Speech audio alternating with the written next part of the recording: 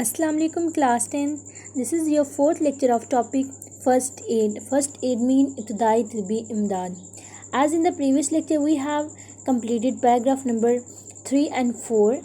We have discussed following guidelines means what are the instructions which have to included in the uh, first aid knowledge.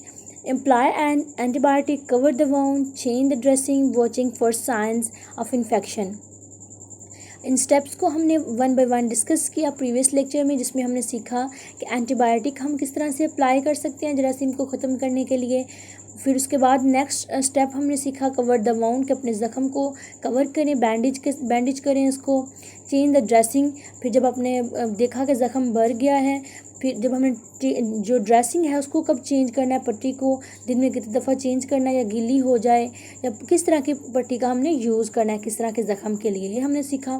फिर हमने देखा watch for sign of infection, कि जो sign है infection के उससे अगर आपको शो होना शुरू हो तो आपने क्या करना है, कि ऐसे आपको पता चलेगा कि ये साइन है जो इन्फेक्शन शो कर रहे हैं। नेक्स्ट हम डिस्कस करेंगे first aid kit means today we will discuss every office, factory, home and school should have an accessible first aid box with the following recommended basic content। कहता है every office, हर दफ्तर, factory, कारखाना, घर और school should have क्या होना चाहिए, an accessible first aid box with the following recommended basic content। जिसके फर्स्ट एड बॉक्स होना चाहिए जिसके अंदर जो है बुनियादी तजवीज़ करदा, रिकमेंडेड होता है तजवीज़ करदा बेसिक बुनियादी और कंटेंट सामान। कहते हैं फर्स्ट एड किट के अंदर आप किट होती है मींस कि किसी भी चीज़ का जो सामान है जिसके लिए आप जैसे अगर देखी जाए तो क्रिकेट की जो किट होती है उसके लिए बैट्समैन को क्या चीज़ चाहिए, एक बॉलर को क्या चीज़ चाहिए, वो पूरा जो है उसके ऊपर कंसिस्ट होता है उसका। Same as a first aid kit है। फर्स्ट एड किट में हमें किस सामान की ज़रूरत है वो जो है वो बॉक्स के अंदर मौजूद होना चाहिए। जो बॉक्स आप फर्स्ट एड के लिए यूज़ कर रहे हैं उसके अंदर जो है चीज़ें मौजूद होनी चाहिए। पहले तो है first aid book. First aid book क्या है, जो आपको बताएगी clearly explain how to handle the basic problems. आपको वो बुक एक्सप्लेन करेगी कि आप जो है बेसिक प्रॉब्लम्स को किस तरह से हैंडल कर सकते हैं, उनसे किस तरह से आपने निपटना है। तो मोस्ट इम्पॉर्टेंट चीज़ जो है सबसे पहले फर्स्ट एड किट में है वो है फर्स्ट एड बुक। उसके बाद हम नेक्स्ट स्टेप अगर देखते हैं हमारे पास तो है वो बैंड एड प्लास्टर्स, यानी कि हम आपके पास जो है इमदादी बुनियादी जो है एड्स होनी चाहिए जिसके अंदर आपने क्या करना है मींस के आपके पास हर शेप और साइज़ की जो पट्टियाँ वगैरह मौजूद होनी चाहिए। जब आपने देखा कि ज़ख़म या खराशी आई हैं तो उनको साफ़ करने के लिए आपके पास कपड़ा भी मौजूद होना चाहिए ज़ख़म को। फिर उस धोने के लिए जो है उसके ऊपर जो आपने एंटीबायोटिक क्रीम वगैरह यूज़ करनी है वो आपकी मौजूद होनी चाहिए। फिर पट्टियाँ मौजूद होनी चाहिए। Band aids and sticking plasters are good. कहते हैं कि जो चिपकने वाले और पट्टियाँ हैं वो किस लिए गुड है, अच्छी हैं फॉर ड्रेसिंग स्मॉल वाउंड, छोटे ज़ख्मों के लिए। अब इसमें हमें वो बताएगा कि छोटे ज़ख्मों के लिए हमने कौन सी पट्टियाँ रखनी है, बड़े ज़ख्म के लिए कौन सी पट्टी रखनी है। उसके बाद है they come in all shapes and size for fingers, legs and anywhere, जो कि हमें हर साइज़ में प्रोवाइड होती हैं, हर किस्म के साइज़ और शेप में। उंगलियों के लिए भी आपके अगर हैंड पे चोट आई है, फिंगर पे चोट आई है या फिर टांग पे चोट आई है, उसके हिसाब से उसका जो है हमारे पास क्या मौजूद होता है, उसका साइज़ मौजूद होता है। फिर नेक्स्ट स्टेप है हमारे पास इलास्टिक बैंडेज, के जो लचकदार पट्टी है उसका आपने किस तरह से यूज़ करना है और उसको आपने कब यूज़ करना है। Elastic bandage are good for wrapping sprained joints for making a sling in the car case of a broken arm. कहते हैं इलास्टिक बैंडिंग जो लचकदार पट्टियाँ हैं वो कब अच्छी हैं, जब आपने लपेटना हो, रैपिंग मीन लपेटना, स्प्रेन मुड़े हुए जॉइंट्स जोड़ को, और making a sling in the case of broken arm, या आपने स्लिंग बनानी है जब आप समझ रहे हैं कि बाजू टूट गया है या फिर जोड़ मुड़ा हुआ है, तो उसके लिए जो लचकदार जो पट्टी होती है वो जो है उसका यूज़ आपके लिए अच्छा साबित होता है। उसके बाद है जी हमारे पास गॉज एंड एडहेसिव टेप, कि हमने जालीदार और एडहेसिव टेप जो है चिपकने वाली पट्टी जो है उसका हमने कब यूज़ करना है वो हमें दिया गया हुआ है। Gauze pads are Rolls are cloth pads that are directly on a wound to protect and control. For longer scraps you will need adhesive tape to keep gauze in place. अब हमें क्या बता रहा है कि हमने जो बारीक या चिपकने वाला जो पट्टी है, जालीदार पट्टी है, उसको अब कब यूज़ करें?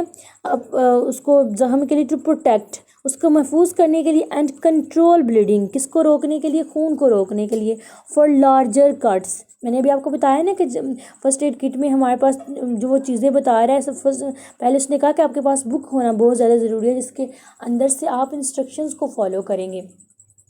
फिर उसके बाद हमें उसने जो है पट्टी के बारे में बताया कि जो प्लस्टर्स वगैरह हम यूज़ करते हैं, चिपकने वाली पट्टियाँ यूज़ करते हैं, उसके बारे उसने हमें बताया। फिर बताया इलास्टिक बैंडेज के बारे में कि जब आप लचकदार पट्टी कब यूज़ करेंगे? जब आपके पास क्या आपने देखा है कि बाजू वगैरह टूट गया या कोई जोड़ मुड़ गया है। फिर जालीदार पट्टी का जब हम बड़े ज़ख़म का हम को कवर करना है, उससे ब्लीडिंग को रोकना है, तो उसके लिए हम जालीदार पट्टी का यूज़ करेंगे।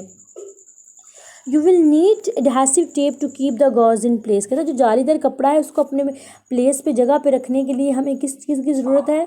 एडहेसिव टेप की। चिपकने वाली जिस तरह पट्टी होती है ऐसे टेप भी मौजूद होती है। आप उस कपड़े को ऊपर रख के कवर करके जख्म को, उसको टेप को ऊपर लपेट दें। फिर नेक्स्ट है in emergency a clean cloth, hand towel, clean T shirt can be use to cover the wound. अगर तो उसके अलावा इमरजेंसी हो जाए तो हालात में जो है आप क्लीन साफ़ कोई कपड़ा रखें अपने पास, या फिर हैंड टॉवल, दस्ती टॉवल जो होता है उसको आप यूज़ करें। साफ़ टी शर्ट आप अपने पास रख सकते हैं। आपने अगर ज़ख़म आप देख रहे हैं कि ज़्यादा बड़ा है, ज़्यादा ज़ख़म आया है, तो उसके लिए आप इन चीज़ों का यूज़ कर सकते हैं। क्लियर? इलास्टिक बैंडिंग का हमने कहाँ यूज़ करना है? जब हम देखेंगे कि ज़ख़म वगैरह और जो जोड़ है मुड़ गया है या फिर बाजू टूट गया है, तो वहाँ हम इलास्टिक बैंडिंग यूज़ करेंगे। जालीदार कपड़ा हमने कब यूज़ करना है?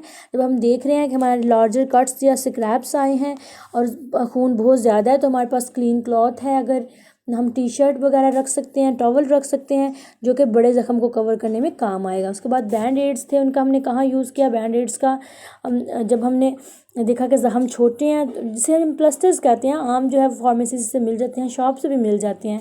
तो अगर आपने देखा कट्स लिटिल हैं, तो उसमें जो है आप इसका यूज़ करें। If you are should use a dressing instead, कि वो कह रहा है कि पट्टी यूज़ करने के बजाय यहाँ फर्स्ट जो है बैंड एड्स को यूज़ करें, प्लस्टर्स को यूज़ करें। फिर नेक्स्ट है antiseptic wipes, alcohol swabs and cotton wool. जरासीम को ख़त्म करने वाला जो है बारीक कपड़ा आपके पास होना चाहिए। कॉटन वूल जो है जालीदार जो है वो आप यूज़ कर सकते हैं, या फिर आप जो है कॉटन का जो है वूल उसको यूज़ कर सकते हैं। फिर नेक्स्ट है safety pins and ट्वीज़र्स। Safety pins और ट्वीज़र्स मौजूद होनी चाहिए। सेफ्टी पिन्स मीन्स कि आपको कोई चीज़ को जो है आप कवर उसको बंद करना चाह रहे हैं, तो आप सेफ्टी पिन का यूज़ कर सकते हैं।